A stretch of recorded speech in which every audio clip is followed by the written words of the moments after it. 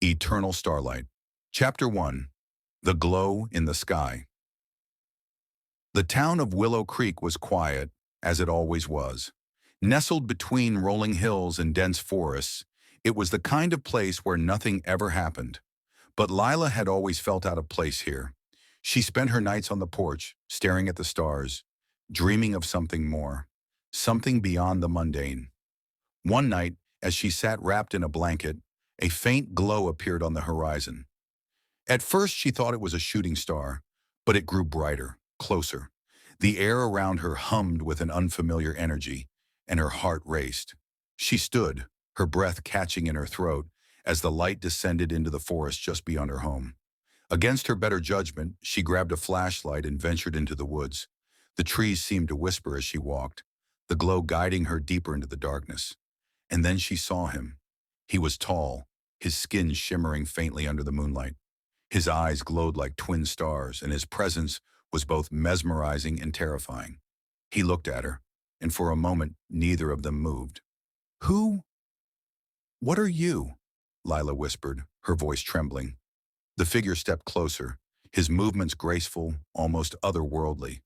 "My name is Kael," he said, his voice deep and resonant, "and I am not from this world." Chapter 2.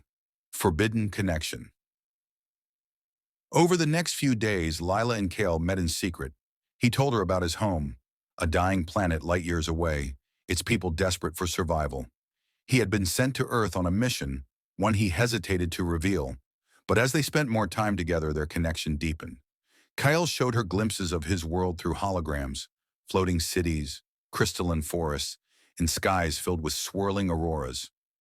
Lila was captivated, but she could sense the sadness in his eyes. "Why do you look at me like that?" she asked one evening as they sat by the lake. "Like you're afraid of what's coming." Kael hesitated, his glowing eyes flickering. "Because I am, Lila. My mission here, it's not what you think. I was sent to prepare Earth for destruction." Lila's heart sank. "You're here to destroy us?" Kael looked away, his voice barely a whisper. "My people are dying. Our planet is collapsing, and Earth is the only viable option for survival. But I never expected to find you."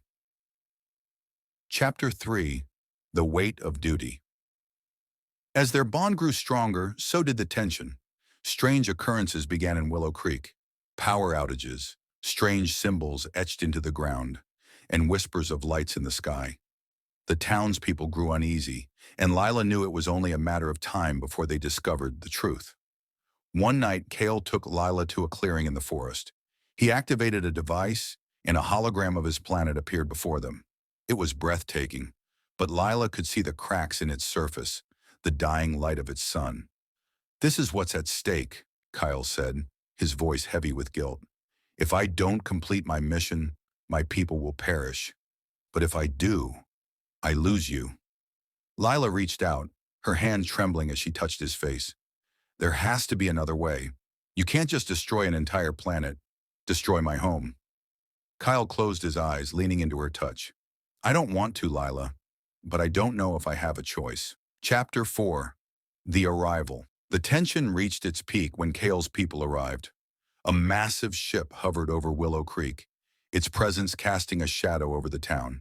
The townspeople panicked, and Lila knew she had to act. She found Kael at the edge of the forest, his eyes fixed on the ship. "You don't have to do this!" she cried, desperation in her voice. "You're not just a weapon. You're more than that. You're my everything." Kael turned to her, tears streaming down his face. "And you're mine. But if I don't do this, they'll destroy us both. I can't lose you, Lila." The ship began to descend, beams of light targeting the town. Kael made a decision. He activated his device, creating a shield around Willow Creek. The beams reflected off the shield, and the ship retreated. But the effort drained Kael, and he collapsed, his energy fading. Chapter 5. The Sacrifice. Lila cradled Kael in her arms, her tears falling onto his shimmering skin. "Please don't leave me," she whispered. Kael smiled weakly, his hand reaching up to touch her face. "I'll always be with you, Lila, in the stars, in the wind, in your heart." His body began to glow, dissolving into stardust that floated up into the sky. Lila watched, her heart breaking, as the stardust formed a new star, brighter than the rest. Epilogue, A New Dawn. Years passed and life in Willow Creek returned to normal. But Lila never forgot Kael. Every night she would sit on her porch, staring at the star he had become. It was a reminder of their love, a love that transcended worlds. One night, as she gazed at the star, she felt a familiar presence. The air around her hummed, and for a moment, she could have sworn she heard his voice. "I'll find you again," she whispered, a smile tugging at her lips. "In this life or the next, I'll find you." Love knows no boundaries, not even the vastness of space. What would you do if you fell in love with an alien? Let us know in the comments.